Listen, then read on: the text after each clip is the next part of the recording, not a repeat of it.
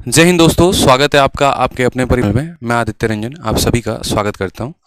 चलिए, तो जैसा कि आप सभी को पता है, पेपर आपका अब स्टार्ट होने वाला है और इस लास्ट टाइम में आपके लिए कुछ ऐसे टिप्स हैं जो बहुत ही ज़्यादा ज़रूरी हैं, जिनको आपको फॉलो करना ही पड़ेगा, क्योंकि अगर आप इनको फॉलो नहीं करेंगे तो आपका स्कोर जो है वो थोड़ा सा कम रह सकता है। तो इस वीडियो में मैं आपको कुछ टिप्स बताने वाला हूं, जिसके माध्यम से आप अपने स्कोर को थोड़ा बढ़ा सकते हैं और जो आपका सिलेक्शन बॉर्डर तक रह रहा है वहां से आप अपने सिलेक्शन को कंफर्म कर सकते हैं। ठीक है, बहुत ज़्यादा बच्चों की डिमांड थी कि इसके ऊपर वीडियो लेकर आइए, तो ये वीडियो आपके सामने है। तो सबसे पहले बात करते हैं यहाँ पर कि देखिए, आपको अभी से मॉक टेस्ट लगाना शुरू कर देना है। अगर कुछ बच्चों ने मॉक टेस्ट नहीं दिया है तो वो मॉक टेस्ट जरूर देकर जाएं। बहुत बच्चे ऐसे थे जो मोबाइल पर मॉक की प्रैक्टिस करके गए थे और सेंटर पर जाने के बाद उनको वहां पर माउस पर हैबिट नहीं बन रहा था, क्वेश्चंस वो नहीं समझ पा रहे थे, कैसे टिक करना है, कैसे सेव एंड नेक्स्ट करना है, जिसके वजह से आते हुए सवालों को भी उनका अटेम्प्ट कम हो गया। ठीक है, तो एटलीस्ट अगर आपके पास सिस्टम नहीं है तो कम से कम किसी दोस्त से बोरो कर लीजिए या साइबर कैफे में चले जाइए, लेकिन एक आधा मॉक का जो है कम से कम 4-5 मॉक की प्रैक्टिस आप सिस्टम पर करके जाइए, क्योंकि जब वहां पर आप जाएंगे तो एक ऐसा आपको इंटरफेस मिलेगा, जो सवालों को आप टिक करेंगे वो हरे कलर का होगा, जो आप छोड़ देंगे वो लाल कलर का होगा और जिनको टिक करके छोड़ेंगे वो नीले कलर का होगा। ऊपर में सारे आपके सब्जेक्ट दिए गए होंगे, जिस क्वेश्चन की आप भाषा बदलना चाहेंगे वो आप यहां से बदल पाएंगे। इस तरीके से करके तो मॉक टेस्ट देना बहुत ही ज्यादा जरूरी है, क्योंकि इससे आपकी जो है वो रफ्तार बनेगी। नेक्स्ट बात करते हैं यहाँ पर कि जो अब हमारे पास समय बच गया है उसमें हम क्या करें, तो रिवीजन। जितना ज्यादा हम रिवाइज कर सकते हो ना, आप उतना ज्यादा रिवाइज करोगे। ठीक है, ये बहुत इंपॉर्टेंट आर्ट है। ब्रूस ली ने भी हमेशा, मैं कहता हूं कि कहा था कि मुझे उस व्यक्ति से डर नहीं लगता है जिसको 10,000 मूव्स आते हैं, मुझे उस व्यक्ति से डर लगता है जिसने एक ही तरीके को कम से कम 10,000 बार प्रैक्टिस कर रखा हो। तो सेम तरीके से आपने जो भी पढ़ा है, जहां से भी पढ़ा है, जो भी नोट्स आपने बनाए हैं, उन सबको आप रिवाइज करेंगे। ये आपका गोल्डन फंडामेंटल होना चाहिए।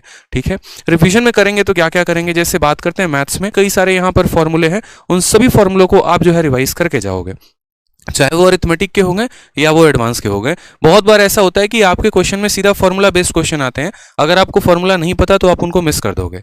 उसी तरीके से सेकंड आपके जीके में अगर हम बात करें तो स्टैटिक का पोर्शन, ठीक है, जैसे छोटी छोटी चीजें, दर्रे हो गए, यहाँ पर झरने हो गए और आपके यहाँ पर मरुस्थल हो गए, तो इनके ऊपर क्वेश्चन सीधा सीधा पूछा जाता है।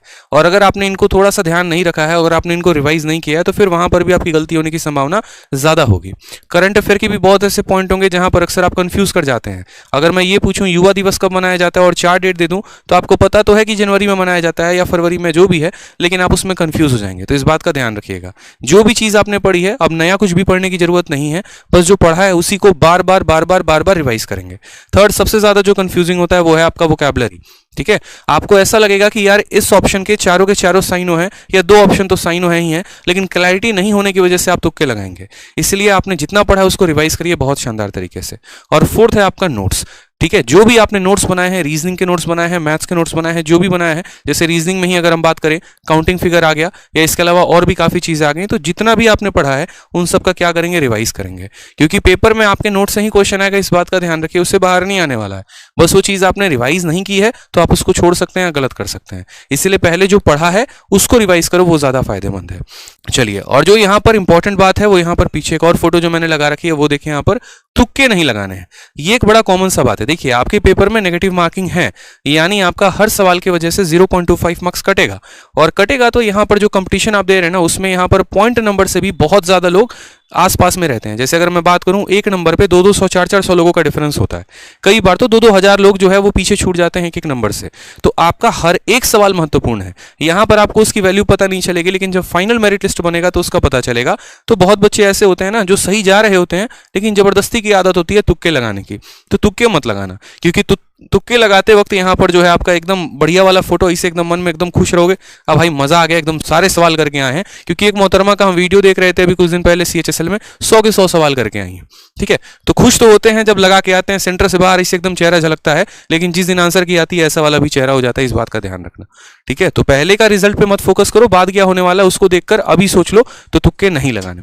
हाँ, उस केस में जब आपकी नैया पार नहीं लग रही, जब आपको पता है कि 30 या 40 क्वेश्चन ही आपसे हो रहे हैं, तो उस केस में फिर लगाना ना लगाना बात बराबर पड़ जाता है। तो उस केस में लगाकर आप थोड़ा सा जो है एक तरीके से अपने लिए सिक्योरिटी ढूंढ सकते हैं। बट जब आपके अटेम्प्ट 60-70 प्लस जा रहे हैं और वो भी सही हैं, तो उस केस में तुक्के ना लगाएं। ठीक है। और जो लास्ट हमारे तरफ से जो कुछ टिप्स रहेगा वो ऐसा बड़े भाई की तरह रहेगा, आपके आदित्य भैया की तरफ से रहेगा। वो ये रहेगा कि यार देखो, प्रेशर मत लेना मेरे भाई। ये है ना, मैंने अपनी लाइफ में कई सारे एस्पिरेंट्स से बात की है, कई सारे एस्पिरेंट्स की कहानी देखी है और आज भी देख रहा हूं। आज भी मेरे पास बच्चे जब डेली पूरे भारत से मुझसे मिलने आते हैं तब भी ये कॉमन सी बात उनके अंदर झलकती है, वो होता है कि सर प्रेशर। जब वो एग्जाम दे रहे थे ना तब उन्होंने सबसे ज्यादा प्रेशर लिया था, सबसे ज्यादा। मतलब अभी अगर वो मुझसे बात करेंगे तो प्रेशर नहीं होगा, वो पढ़ाई करेंगे तो प्रेशर नहीं होगा, बट उनके साथ एक कॉमन सी बात ऐसी हो जाती है कि वो जब पेपर देने बैठे हैं तभी उनको प्रेशर होगा, तभी उनको ये नजर आएगा कि हाँ उनकी वाली उनको छोड़ के चली गई, तभी उनको ये नजर आएगा कि उनके घर में प्रॉब्लम है, तभी उनको ये नजर आएगा कि उनके पास पैसे नहीं है। तो मेरे भाई बस वही 90 मिनट ऐसे होते हैं जिनमें नहीं सोचना होता है कुछ भी, बस शांत मन से, कूल माइंड से अपना पेपर देना होता है। आसपास क्या चल रहा है कोई फर्क नहीं पड़ता, बस आपके पास वो पेपर है और उसी पेपर पर आपको फोकस करना है, उसके हर क्वेश्चन पर फोकस करना है। यकीन मानिए जितने सवाल उसमें आए हैं ना, उन सब में से लगभग आप होकर गुजर चुके हो, आपने लगभग पढ़ा ही पढ़ा है। तो इसीलिए आप जो है शांत माइंड से, कूल माइंड से सवालों को पढ़ेंगे और उनका आंसर पेपर में देंगे। साथ में यहां पर बात करते हैं तो सवालों से दंगल मत करना किसी भी सिचुएशन में कि नहीं तुमको हम कैसे छोड़े, तुमको तुम बनाएंगे, जबरदस्ती का यहां पर जो है आप कंसेप्ट लगा रहे हो, ठीक है, भीड़े पड़े हो और बाकी पूरा का पूरा सवाल बचा है, ऐसे नहीं करते। एक स्टूडेंट थे गुरुकुल में, काफी अच्छे पढ़ने में थे, लेकिन उनके साथ दिक्कत यही थी कि वो सवालों को ईगो पे ले लेते थे और ईगो पे लेने के चलते उनका कई बार पेपर खराब हो जाता था। आपको ईगो पे पेपर नहीं लेना है, नहीं आएगा छोड़ दीजिए, कोई बात नहीं, क्या पता लास्ट के सारे क्वेश्चन ईजी हो, पहले आप वहां पहुंचिए तो सही। तो इसीलिए पहले आपको फर्स्ट गो में पूरा का पूरा 100 तक सवालों तक पहुंचना है, उसके अलावा आपको कोई गलती नहीं करनी, ठीक है। साथ में जितने बच्चे हैं उन सभी को हमारे तरफ से, हमारी टीम की तरफ से all the best and good luck for your exam. अच्छे से पेपर देना है, सिलेक्शन लेना है, ठीक है, और परेशान नहीं होना है। खुश रहिए लाइफ में, all the best, thank you. और वीडियो कैसे लगी कमेंट बॉक्स में जरूर बताइएगा। धन्यवाद।